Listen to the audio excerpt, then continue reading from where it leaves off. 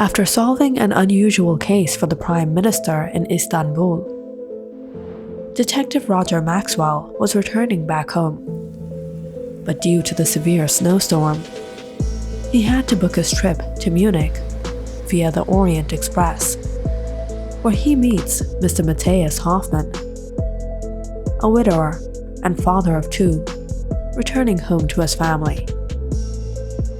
The beautiful Miss Evelyn Smith, a charming socialite, and by chance, the billionaire Mr. Bernard Ford, whose flight had gotten cancelled. As they travel from Istanbul to Munich, this journey takes a mysterious turn when Mr. Bernard Ford is found lifeless in his cabin in the middle of the night, being murdered with the knife of none other than Detective Roger Maxwell.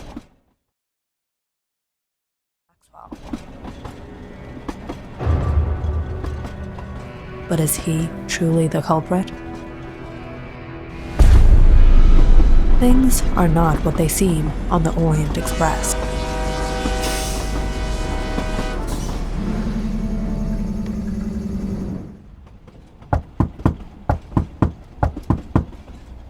Who is it at this time? Mr. Roger Maxwell, you are under arrest. Arrest? Mr. Bernard Ford was found lifeless in his cabin, having been stabbed with the knife belonging to you. Mr. Maxwell turned to look at Matthias, tense as he listened to the conductor. Officer, if you allow me to inspect the murder scene, I can prove to you I didn't commit this murder.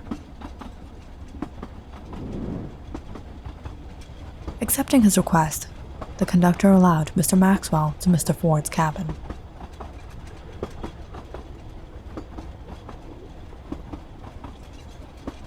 Miss Evelyn Smith was the first to discover Mr. Ford in this condition. She has testified that this knife is yours, and in fact, your initials are on it. A fingerprint test will identify you, Mr. Maxwell. Yes. If you have forensics get tests done, it will inform you not only my fingerprints, but also that of Mr. Hoffman and Mr. Ford are on the knife. What do you mean? Earlier this evening, Mr. Hoffman's briefcase had gotten jammed, and I had used this to unlock it for him. And not only Mr. Hoffman, but your attendant can bear witness to that. Later tonight, when his briefcase got jammed again, Mr. Hoffman had borrowed it from me. And after Miss Smith had taken leave from the diner, I had taken this knife out, and Mr. Ford had liked it, so I presented it to him as a gift. So at the time of Mr. Ford's death, this knife was not in my possession, and Mr. Hoffman will be able to give witness to that. Yes, he's speaking the truth. He had gifted it to him. Then how did this happen?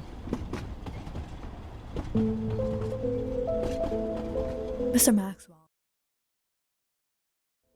Maxwell stooped down and pointed at Mr. Ford's pocket watch, shattered on the ground. It's very simple, officer. Take a look at this watch. What about it? When it fell and shattered, the time got stuck at 11:45. Around this time, hadn't the train taken a jolt? Yes, it had. Due to the heavy snow, we had to make a sudden break to avoid an accident.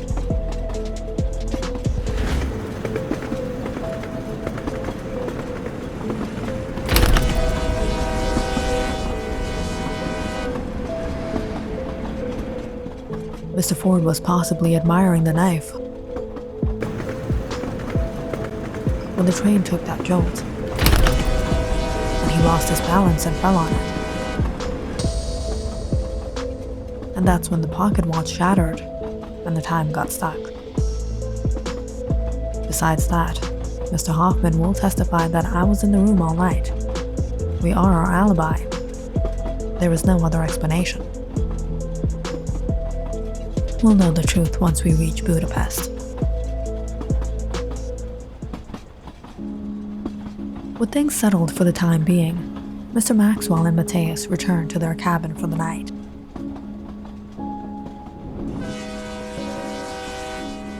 And the following evening, when the train reached Budapest station,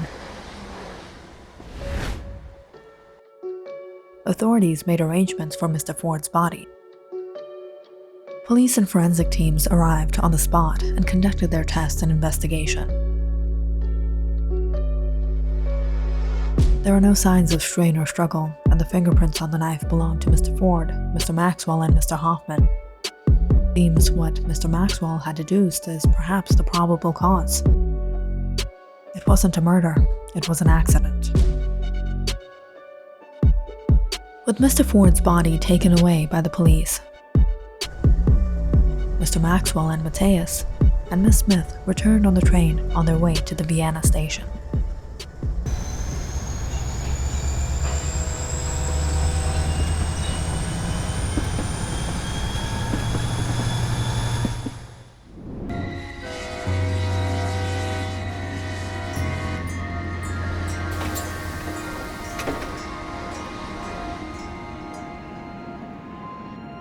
Finally reaching Vienna, the three got off the Orient Express. It was really nice to meet you, Mr. Maxwell. It was really nice to meet you, Mr. Maxwell. It was nice knowing you, Mr. Hoffman.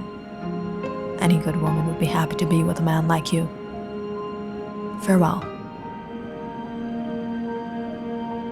Miss Smith went her way home in Vienna, while Mr. Maxwell and Matthias awaited their next train. But there was a look of stress on Matthias's face as he finally said, "I'm so sorry, Mr. Maxwell, but if I wasn't sure that someone as intelligent as you would get out of this, I would have never trapped you in this. So will you tell me now how your wife passed away?" "How did you know?" "Mr. Hoffman, in the little time we have been together, I could sense you are very lonely. You treasure your two children, and you must have had a very strong attachment to your wife. She must have had an unusual death. That's why you haven't been able to forgive yourself. There is something you've kept hidden within. Even when a beautiful woman like Miss Smith joined us, even though you're a widower, you seemed more guilty than excited. And when you saw Mr. Ford, your expressions changed. You would never witness that kind of expression, that rage on a face of a father of two daughters, a full-time working man, a simple, positive-minded gentleman. Unless he was wronged, he was hurt in the most profound way. And the only thing you have been missing in your life is your wife. You told me your wife used to work at a 5-star hotel in Zurich. And after she passed away, you took this job. Most 5-star hotels in Zurich and Munich are owned by Mr. Ford. And at the diner, when Mr. Ford didn't recognize you, you seemed surprised. That led me to assume you must have met him before." "Yes, Mr. Maxwell. You're right. My wife did used to work for Mr. Ford."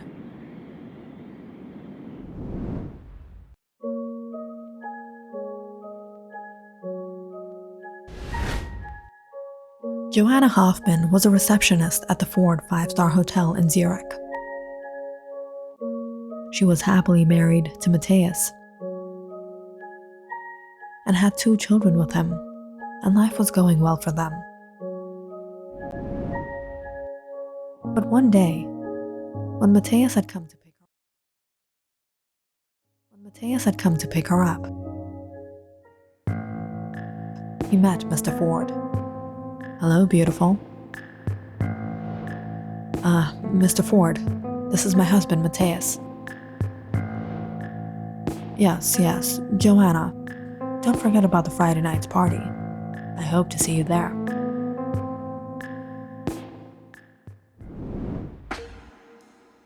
When Mr. Ford visited the hotel, he took notice of Joanna. And whenever he returned, he flirted and behaved inappropriately with her.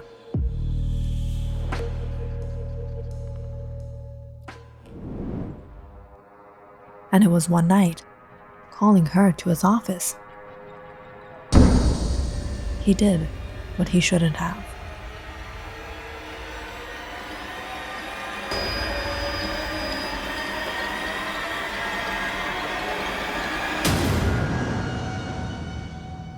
Mr. Ford took advantage of Joanna, and in her embarrassment and shame, she couldn't tell anyone.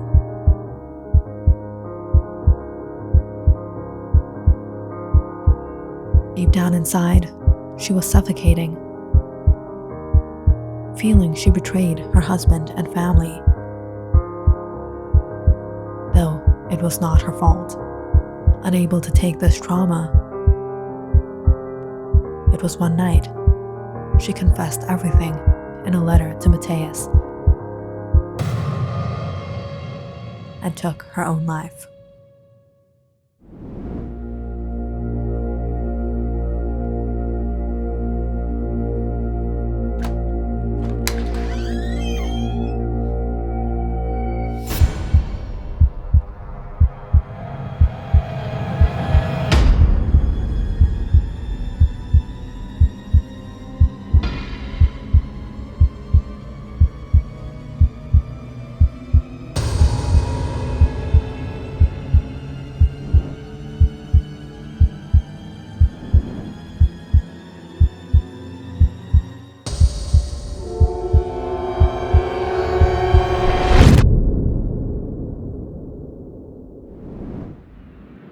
Mr. Maxwell, an ordinary person like me, would never have been able to even meet a man like Bernard Ford.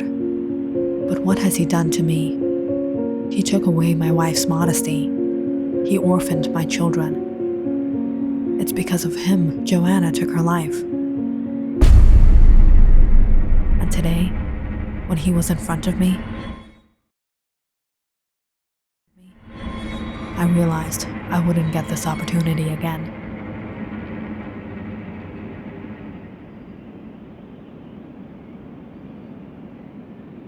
But Mr. Maxwell, how did you know his watch would break at that exact time? Because I saw it myself.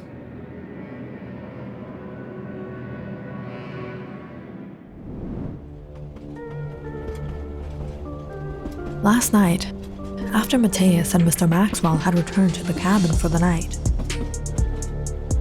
he had been waiting for Mr. Maxwell to fall asleep. But when Matthias had taken Mr. Maxwell's knife, he had noticed him and followed him.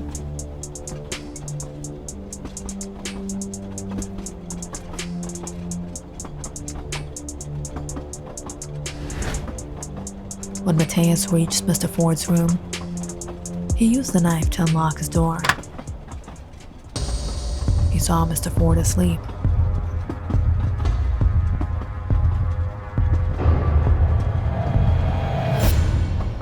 He's right in front of me. I can just take his life right now. But before Matthias could gather himself to do what he so eagerly wished, Mr. Ford woke up. "You? What are you doing here?"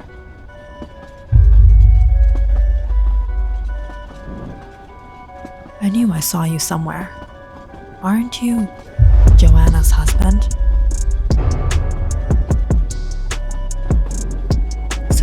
to take revenge. Like you have the courage. Seeing the knife in Matthias's hand, Mr. Ford snatched it away. But it was then the train took a jolting shake.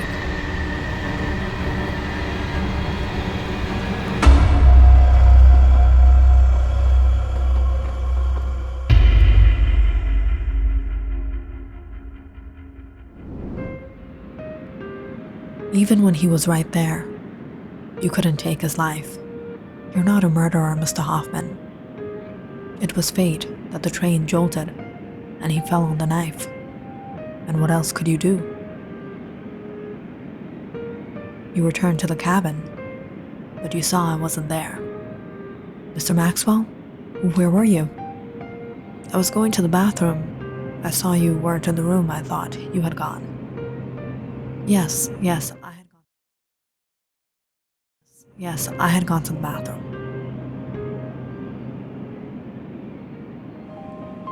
I had seen it all happen in front of my eyes, hence, it wasn't difficult to describe. Mr. Maxwell, you're not just an exceptional detective. You're a good human being.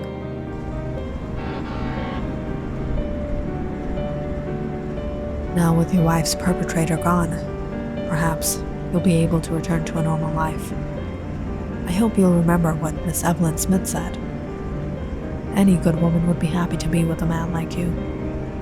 Goodbye, Mr. Hoffman. Your family is waiting for you.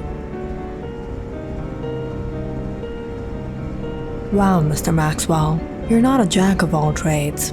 You're an ace of all trades.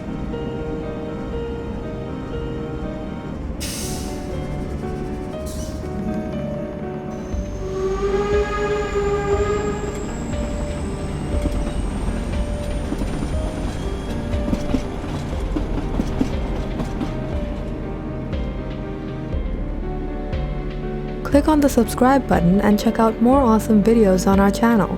And don't forget to press the bell icon because you know it's interesting.